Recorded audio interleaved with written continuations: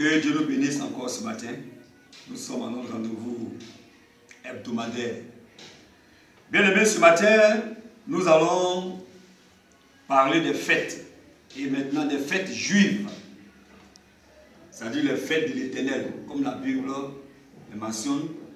Et leur accomplissement spirituel dans l'Église de Jésus-Christ.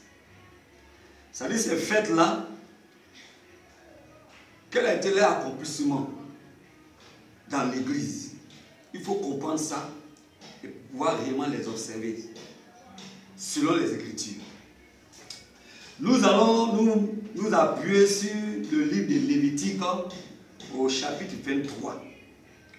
Et lorsque nous lisons le livre de Lévitique, chapitre 23, ce chapitre-là présente l'ensemble des 7 fêtes solennelles.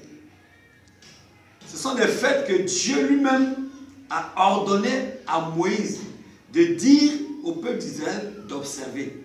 C'est ce qu'on appelle des fêtes solennelles. Ce sont des des convocations. Amen. Mais ce que je veux faire ressortir ce matin, c'est que ces fêtes solennelles-là, ces convocations-là, ont un accomplissement, ont une signification spirituelle, une signification prophétique. C'est ce que nous devons comprendre en tant qu'Église. Donc, chaque fête représente, comme j'ai dit, un signe prophétique. Amen. Et ceci, pour lui, concerne la vie et le ministère de notre Seigneur Jésus-Christ. Alléluia. Et ces signes aussi s'appliquent, par conséquent, aussi à l'Église, c'est-à-dire le corps de Christ. Gloire à Jésus. Alléluia. Alors, quelles sont ces fêtes-là? La première fête, nous allons les nommer comme cela, et après qu'on va lire la parole de Dieu. La première fête, elle est appelée la fête de la Pâque. Et cela se tient le 14 du mois de Nissan, en hébreu. C'est-à-dire mars-avril. À la première lune du printemps. La deuxième fête, c'est la fête des pains sans levain. Cela se tient du 15 au 22 du mois de Nissan. C'est-à-dire toujours mars-avril. La troisième fête, c'est la fête des prémices. C'est le premier jour de la semaine qui suit le sabbat de la Pâque. C'est-à-dire du mois de Nissan. C'est-à-dire lorsqu'on finit la Pâque là, le premier jour de sabbat, quand on finit la Pâque net, le jour de sabbat là, après ça net, on fête maintenant ce qu'on appelle la fête des prémices. Alléluia. Et cela se situe entre le 16 du mois, si le 15 était un sabbat. Sinon, il fallait attendre le premier jour de la semaine qui suivait le premier sabbat de la Pâque. Amen. Dans la quatrième fête, on appelle cette fête-là la fête de la Pentecôte. Cela se tient le 6 du mois de Sivan. Sivan qui est entre mai-juin. Amen. La cinquième fête, c'est la fête des trompettes. Le premier du mois de Tishi, c'est-à-dire septembre-octobre. La sixième fête, la fête des expiations, c'est-à-dire le 10 du mois de Tishri. Et enfin, la septième fête, la fête des tabernacles, le 15 du mois de Tishri. Alléluia. Voici les 7 fêtes solennelles que Dieu donne à Moïse afin de dire au peuple d'Israël d'observer à une période bien précise. C'est-à-dire au mois que je viens de citer. Alléluia. Alors voyons ces fêtes maintenant en détail. Nous allons parler de la fête de la Pâque. Alléluia. En hébreu, cette fête-là, on appelle la Pâque Pécha. P-Sach. Alléluia. P-Sach, selon les appellations. Lévitique 23, le verset 5. Il dit le premier mois, le 14e jour du mois, entre les 2 soirs, ce sera la fête de la Pâque de l'Éternel. Vous comprenez? Il dit le premier mois, écoutez bien, le premier mois, le 14e jour du mois, amen, entre les 2 soirs, ce sera la fête la Pâque de l'Éternel. Alléluia. Donc, voyant ce verset-là, ça veut dire que l'année religieuse juive commence ce jour. C'est pour ça qu'il dit quoi? Le premier mois, le 14e jour du mois. Alléluia. Donc l'année juive, l'année religieuse juive commence ce jour. Donc ce jour commémore le sacrifice de l'agneau. Alléluia. Au pays d'Égypte qui a marqué la délivrance finale du peuple d'Israël. C'est ça la Pâque. Ça veut dire que le jour de la Pâque, là, Dieu a dit à Moïse de tuer un agneau d'1 an. Donc il prend ce sang-là et il applique ça sur les portes et les linteaux des portes. Et c'était ce jour-là que Dieu avait décidé de délivrer le peuple d'Israël définitivement de l'Égypte. Alléluia. Et il a appliqué ça, comme je l'ai dit, sur les montants et les linteaux des portes de chaque maison. Le sang de l'agneau, il l'applique. Et l'ange destructeur, maintenant, voyant le sang, ça veut dire quand il voit le sang sur une porte, sur les linteaux d'une porte, qu'est-ce qu'il fait? Il passe au-dessus. Il ne touche pas les habitants de cette maison. Alléluia. Il ne touche pas, il passe autrement. Gloire à Jésus. Donc, quelle est la signification spirituelle pour l'Église? Cette fête représente la mise à mort du Seigneur Jésus. Alléluia. Le jour même de la Pâque juive, le Seigneur Jésus, alléluia, le Seigneur Jésus, le jour de la Pâque juive, lorsque nous lisons les évangiles, vous allez voir que c'est ce jour-là même qu'il a institué la Sainte Seine. Gloire à Jésus. Donc, cette fête représente, j'ai dit, la mise à mort du Seigneur Jésus. Amen.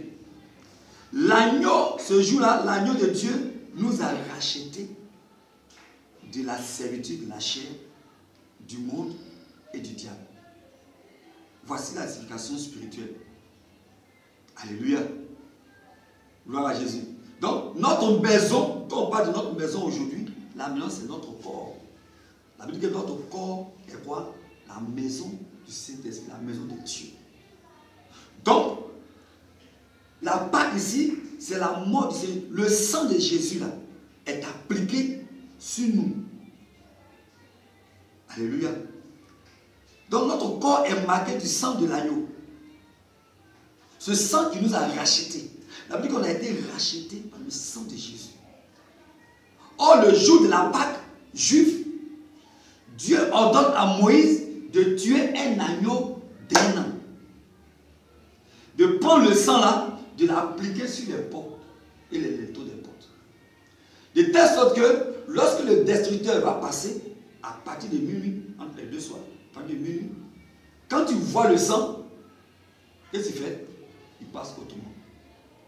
Mais là où il n'y a pas le sang, il rentre et il détruit tous les habitants. Les premiers-nés de l'Égypte. Alléluia. Jean chapitre 1, verset 29 nous dit cela. C'est Jean qui était en train de donner ce témoignage. Il dit, je vais lire ça rapidement, il dit, le lendemain, il vit Jésus venant à lui et il dit, voici l'agneau de Dieu qui ôte le péché du monde. Alléluia. C'est ce même agneau-là, de 1 an, sans défaut, que Dieu a ordonné à Moïse là. C'est ce même agneau-là qui est représenté par notre Seigneur Jésus-Christ. Amen. Gloire à Jésus. 1 Pierre chapitre 1, verset 18 à 19. Lisons cette parole rapidement. 1 Pierre chapitre 1, verset 18 à 19. Sachant que ce n'est pas par des choses périssables, par de l'argent ou de l'or, que vous avez été rachetés de la vaine manière de vivre que vous aviez hérité de vos pères, mais par le sang précieux, alléluia, par le sang précieux de Christ, comme d'un agneau sans défaut et sans tache. Gloire à Jésus. Vous comprenez? C'est ce que j'étais en train d'expliquer. Amen. Oui. Donc, la Pâque juive là, voici sa signification spirituelle pour l'Église. Alléluia. Gloire à Jésus. Donc, que représente la Pâque? La Pâque représente donc aussi notre mort en Jésus-Christ. Nous devons comprendre cela. Vous comprenez? Ça, c'est la première fête. La deuxième fête, c'est la fête des pains sans levain. Gloire à Jésus. Au Lévitique 23, verset 6, il dit, et le 15e jour de ce mois, ce sera la fête des pains sans levain, en l'honneur de l'Éternel. Vous mangerez pendant 7 jours des pains sans levain. Alléluia. Oh, j'aime la parole du Seigneur.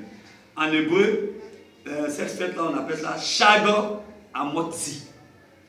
Cette fête s'observait dès le lendemain de la Pâque. Ça veut dire dès que la Pâque, le lendemain, là, on attaque cette fête-là pendant 7 jours. Alléluia. Le 15e jour du mois de Nissan. Et cette fête devait durer 7 jours. Pendant 7 jours. Du 15 au 21 du mois de Nissan. Alléluia. Donc le 15e jour du mois de Nissan, c'est-à-dire le premier jour de la fête, ce jour-là était chômé. Personne ne travaillait. Gloire à Jésus. Donc pendant cette fête, qu'est-ce qui se passait? Les Israélites devaient manger du pain sans levain. Le levain représente le péché. Alléluia.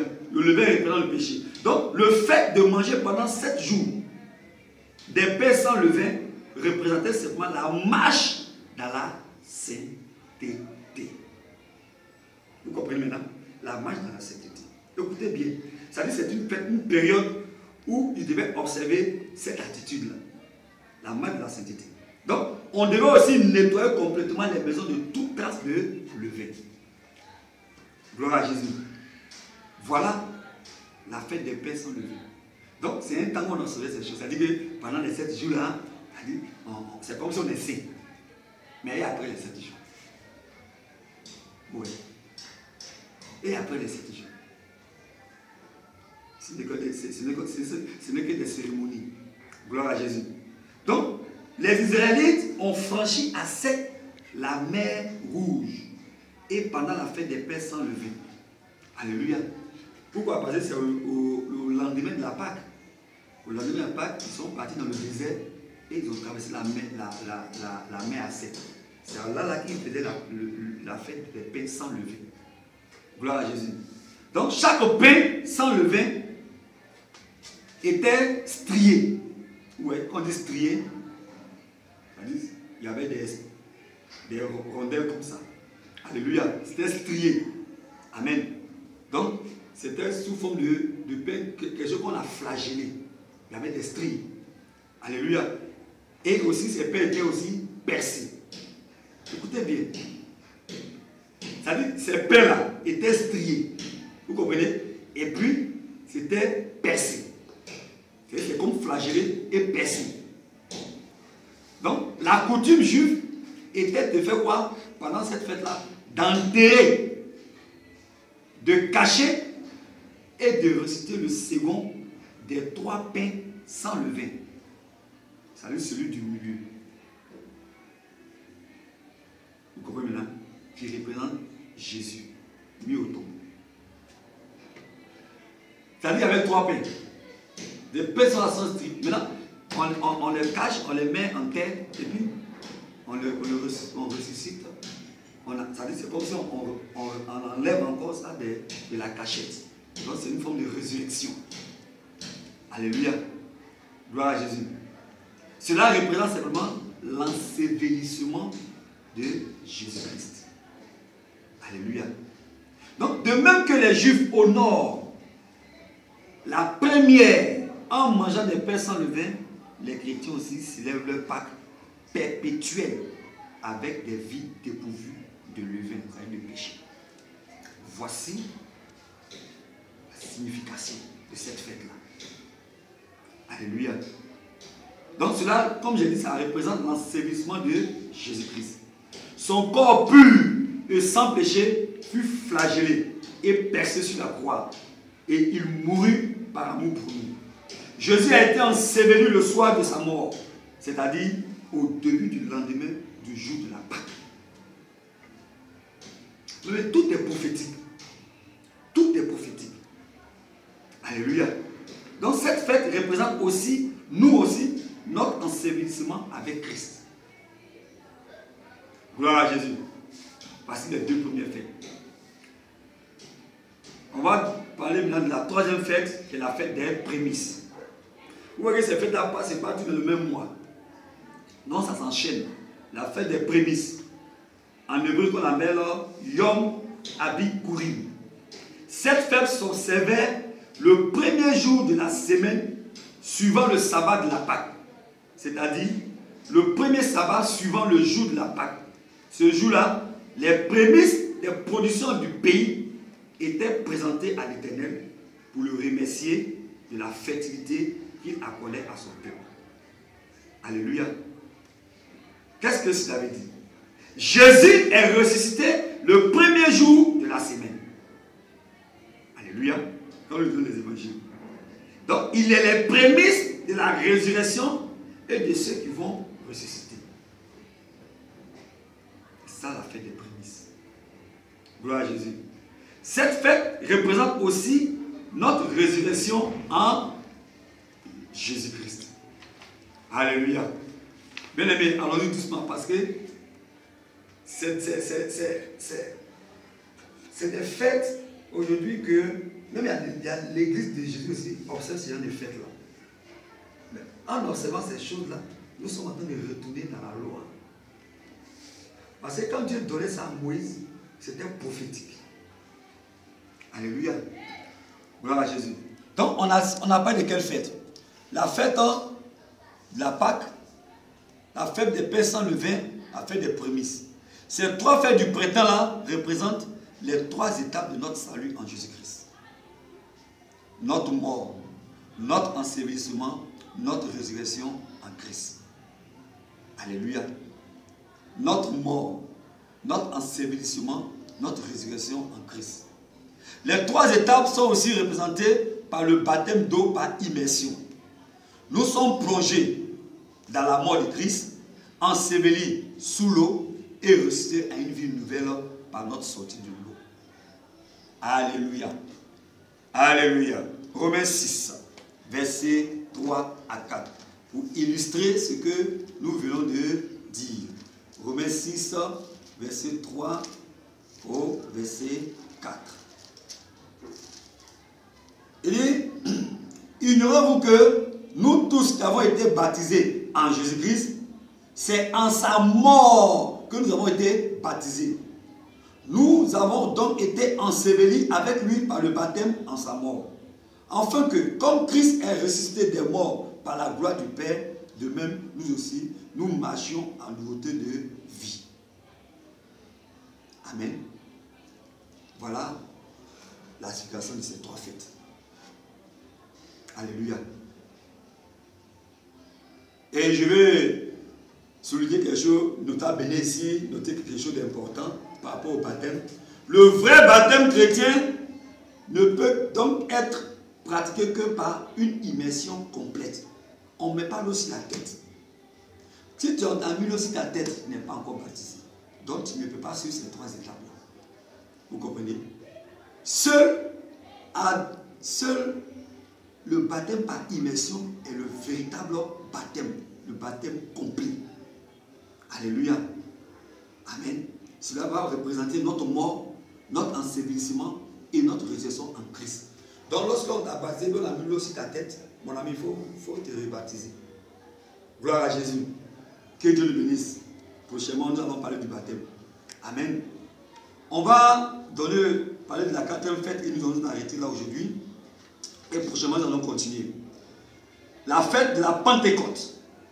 Lévitique 23, verset 16. Lévitique 23, verset 16. Je lis, il dit, vous compterez, écoutez bien, vous compterez 50 jours jusqu'au lendemain du 7e sabbat. Et vous ferez à l'Éternel une offrande nouvelle. Alléluia. Cette fête, en hébreu, on appelle cela Shavuot. Donc cette fête s'observait le lendemain du 7e sabbat. Après le sabbat qui suit la fête des prémices, soit le 50e jour suivant.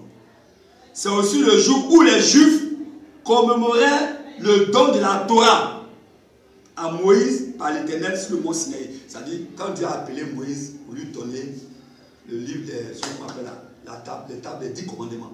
Alléluia. Donc, ils viennent aussi pour commémorer ce jour-là. Amen. Donc, nous remarquons quoi ici? Que le jour où Moïse descendit du mont Sinaï avec les tables de la loi, environ 3000 hommes moururent à cause de l'idolâtrie du peuple. Quand Moïse est descendu de la montagne, c'est là que le peuple s'était corrompu en faisant le veau d'or. Et ce jour-là, la Bible déclare qu'il y a eu 3000 morts. Alléluia.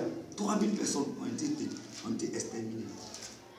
Donc, Exode 32, verset 28, rapidement, il dit, les enfants de Lévi firent ce qu'ordonnait Moïse, et environ 3000 hommes parmi le peuple périrent cette journée.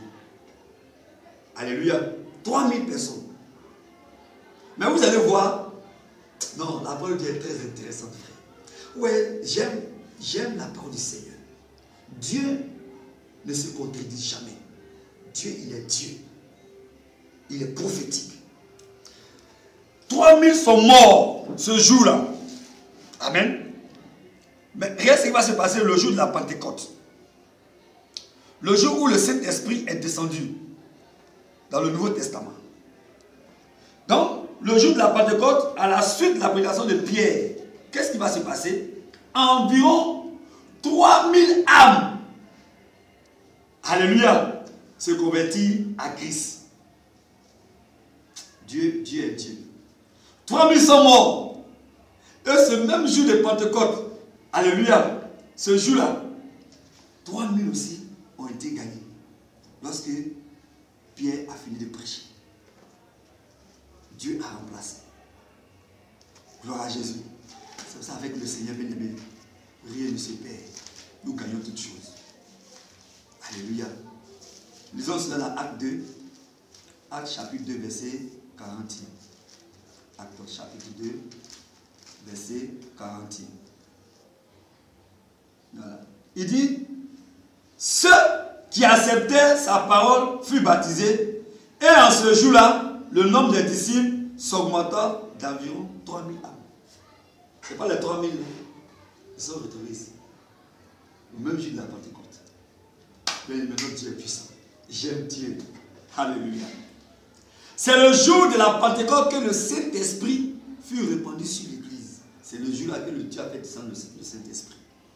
Qui marque le début de la grâce qui doit durer jusqu'au retour de Christ. Alléluia. Donc, 2 pains tressés, cuits avec du levain, devaient être offerts lors de cette fête. Alléluia. Il représente l'Église composée de juifs et des gentils, c'est-à-dire des païens que nous sommes, unis dans le corps de Christ. Aujourd'hui, il n'y a plus de juifs, il n'y a plus de païens. En Christ, nous sommes un. Donc les 2 pains tressés là, pendant cette fête-là, représentent, sa signification, c'est les juifs et les gentils qui sont unis dans le corps de Christ. Après, dans l'église, il n'y a plus de juifs, il n'y a plus de païens. Nous formons un seul peuple. Alléluia. Amen. Donc, les 4 premières fêtes du printemps se sont déjà accomplies. Ce qu'on vient de dire là, c'est déjà accompli. Dans la vie et le ministère du Seigneur Jésus-Christ. Donc, les 3 fêtes de l'automne sont à venir dans leur accomplissement prophétique par Christ et par l'Église. Donc, aujourd'hui, nous sommes donc sous le régime de quoi? Du Shavuot, de Pentecôte ou encore du Saint-Esprit. Car c'est l'Esprit qui conduit son Église. Alléluia. Gloire à Jésus. Bien-aimé, je veux que tu suives ce message attentivement, parce que jusqu'à la fin, tu sauras réellement pourquoi nous sommes en train d'enseigner cette parole. Pourquoi nous sommes en train de donner cette parole. Nous nous arrêtons ici aujourd'hui. Et la semaine prochaine, nous allons attaquer les 3 autres fêtes.